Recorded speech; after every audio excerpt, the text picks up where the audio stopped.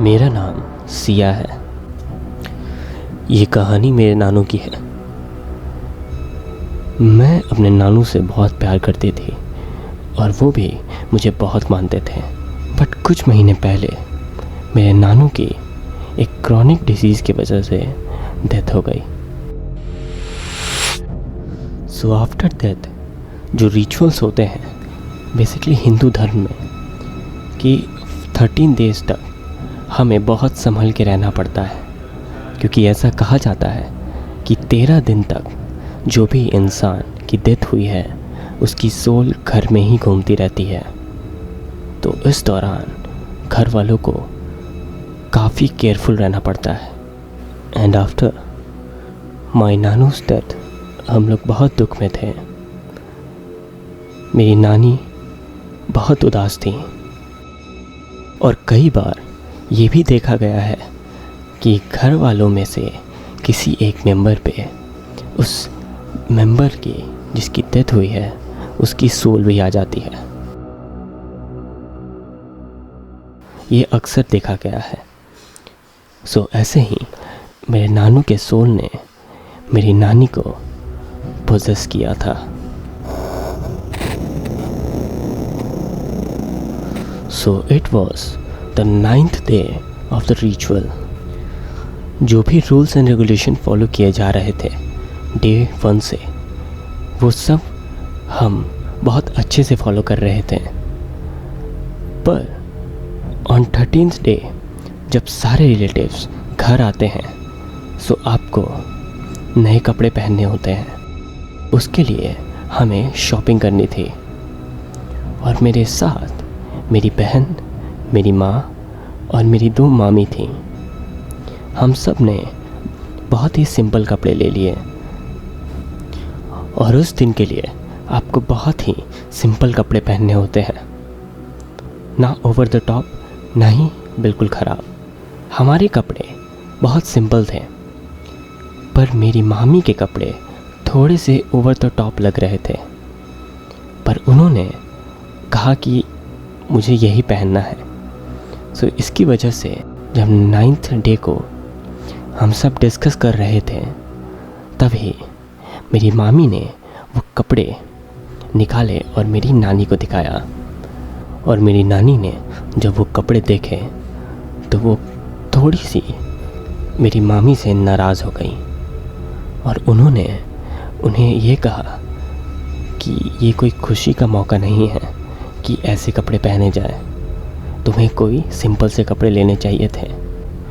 और ये बात मेरे छोटे मामा ने सुन ली। मेरे छोटे मामू थोड़े से अग्रेसिव नेचर के हैं। सो मेरी नानी की बातें सुनने के बाद मेरे छोटे मामू का एक सडन रिएक्शन आता है। वो चीखना शुरू करते हैं कि ऐसी क्या बात हो गई, इन कपड़ों को जब चाहे बदल दिया जाएगा, इसमें इतना बोलने की क्या बात है, ये छोटी सी गलती के लिए इतना नहीं बोलना चाहिए। सो ऐसे मेरे छोटे मामू ने मेरी नानी को बोलना शुरू किया। वो भी गुस्से में थे क्योंकि ऑब्वियसली सारे फैमिली मेम्बर्स काफ़ी दुख में थे, तो अक्सर दुख में भी गुस्सा निकल जाता है। सो मेरे मामू ने उस साड़ी को उठाकर ज़मीन पे फेंक दिया। ये देखकर हम सब थोड़े से घबरा गए। उनके बिहेवियर को देख के हमें ये लग रहा था कि नानू के सोल ने हमारे मामू को पोजेस्ट कर लिया है। थोड़ी देर के बाद मेरे मामू बिल्कुल नॉर्मल हो गए। सो हम सब ने ये रियलाइज़ किया कि नहीं, ऐसा कुछ नहीं हुआ है। बट इतना स्ट्रेस होने के बाद मेरी नानी बेहोश हो गई और जो मेरी मम्मी जो मेरे नानी के बगल में बैठी हुई थी उन्होंने नानी को तुरंत संभाला। और अक्सर कहते हैं कि जब आप बेहोश होते हैं तो आपके दोनों दांत आपस में लॉक हो जाते हैं। तो मेरी मम्मी ने ऐसा होने से रोका, बट उससे पहले ही नानी के जॉ लॉक हो चुके थे।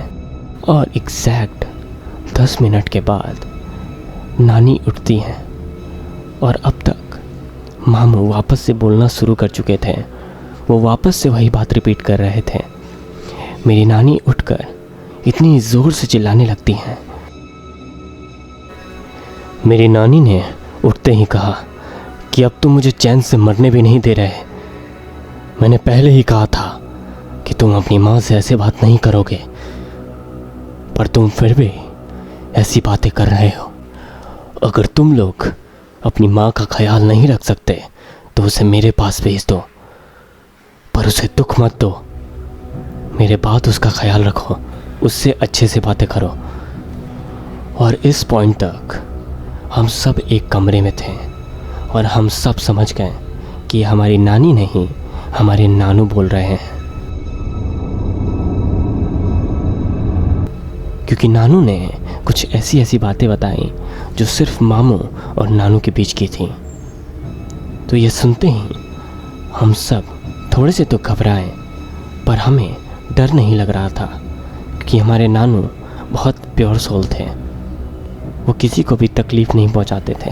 और कई देर होने के बाद भी जब नानू नानी के बॉडी को नहीं छोड़ रहे थे तो हमने तुरंत ही पंडित जी को कॉल किया और उनसे पूछा कि इसका क्या सॉल्यूशन है।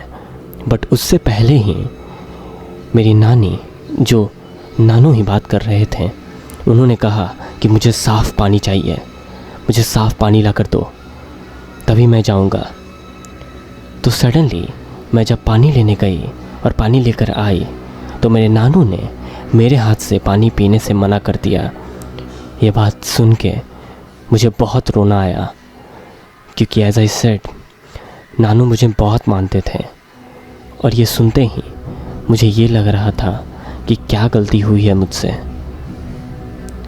पर उसके बाद मेरे सबसे छोटे भाई ने जब उन्हें पानी दिया तब उन्होंने पानी पिया और थोड़ी देर के बाद ही नानी वापस से अनकॉन्शियस हो जाती हैं, वापस से बेहोश हो जाती हैं।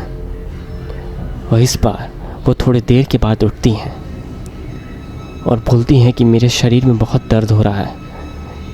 और सबको शौक देखते हुए वो सबसे ये पूछती हैं कि हुआ क्या था। और उन्हें एक्चुअली कुछ नहीं याद है कि उन्होंने क्या कहा, क्या करा और उन्होंने क्या क्या बोला।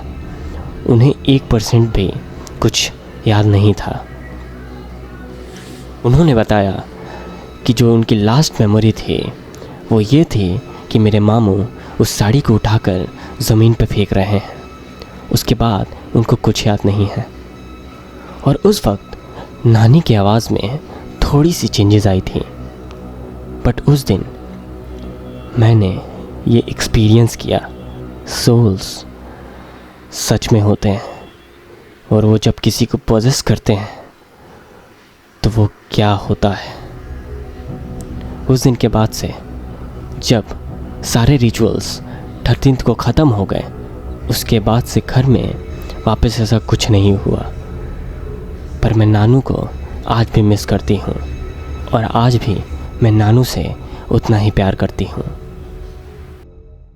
तो ये वीडियो यहीं ख़त्म होती है और अगर आपके पास भी ऐसी कोई कहानी है तो आप मुझे बता सकते हैं। अगली वीडियो में मैं आपकी कहानी सुनाऊंगा। और अगर आपको पोस्टर्स पसंद है तो आप मेरे इंस्टाग्राम को चेकआउट कर सकते हैं। वहाँ पे मैं पोस्टर्स डिज़ाइन करता हूँ, तो आप वहाँ से बाय कर सकते हैं। तो thank you for watching. Have a nice day.